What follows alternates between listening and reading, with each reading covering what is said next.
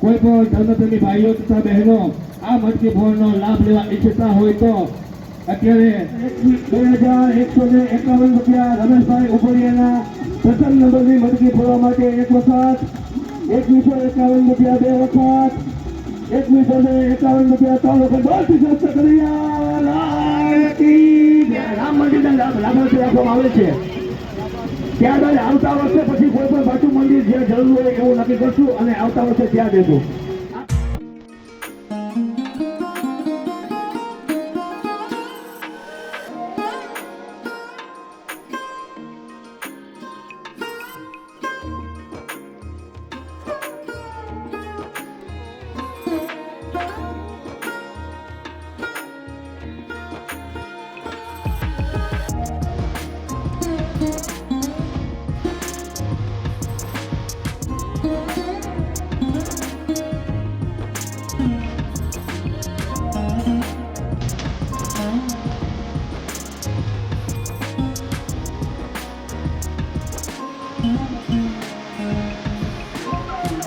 ધર્મ ઉત્સવ સમિતિ દ્વારા દર વર્ષની જેમ આ વર્ષે પણ ખૂબ જ મહેનત કરી અને આ કાર્યક્રમને નિહાળવા માટે, આ કાર્યક્રમ કરવા માટે દરેક ભાઈઓ, કારીગર ભાઈઓ ખૂબ જ મહેનત કરી આ કાર્યક્રમ કર્યો છે.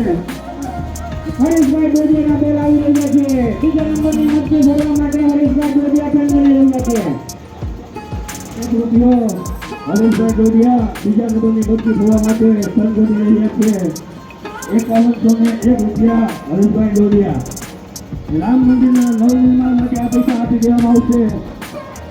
દરેક ધર્મપ્રેમી ભાઈઓ બહેનોને ફરી નમ્ર વિનંતી કે અહીંયા મટકી ફોડનો કાર્યક્રમ પૂરો થયા બાદ કોઈ ભાઈઓ તથા બહેનો બોલ બોલવા ઈચ્છતા હોય તો અહીં લખાવી શકે. ફૂલની અને ફૂલની પાછળ જેટલો ફળો આપવા ઈચ્છતા હોય તો જ્યાં એલાઉન્સ હોય છે ત્યાં આપવામાં આવશે. આ જે કંઈ ફળો આપવામાં આવે છે અથવા જે મટકી ફોડવામાં આવેલા પૈસા એ અમે શ્રી રામ મંદિર એટલે કે નદી કાંઠે આવેલું મંદિર છે તેમાં નવનિર્માણનું મંદિર કરવાનું હોય તેમાં આ સમગ્ર ફળો આપવામાં આવશે. અને જે કોઈ પણ મટકી ફોડી લે તેની રકમ તાત્કાલિક આપવી, જેથી કરીને અમે રામ મંદિરને તાત્કાલિક સોંપી શકીએ અને નવનિર્માણ મંદિર તાત્કાલિક બનાવી શકીએ તેવી શ્રી કૃષ્ણ જન્મ સમિતિ તેઓ અપીલ કરી રહી છે.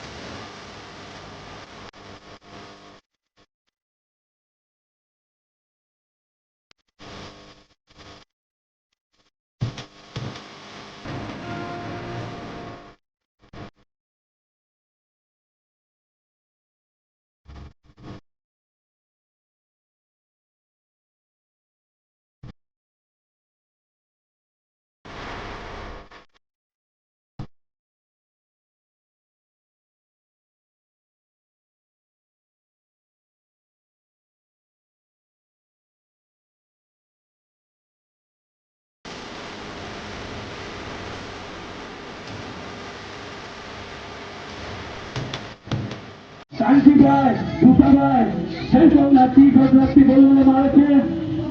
આ કાર્યક્રમમાં ફરીને નમ્ર વિનંતી કે જે કંઈ પૈસા વધશે એ રામ મંદિરના નવનિર્માણ માટે આપી દેવામાં આવશે. આ શોભાયાત્રાની અંદર માળિયાના પૂર્વ ઉપસરપંચ ગિરીશભાઈ બેરા, અશ્વિનભાઈ પટેલ, રાજુભાઈ પટેલ, આરસી પટેલ, શિરુભાઈ ફોરેસ્ટર, કેતનભાઈ પટેલ, જાફરાતભાઈ,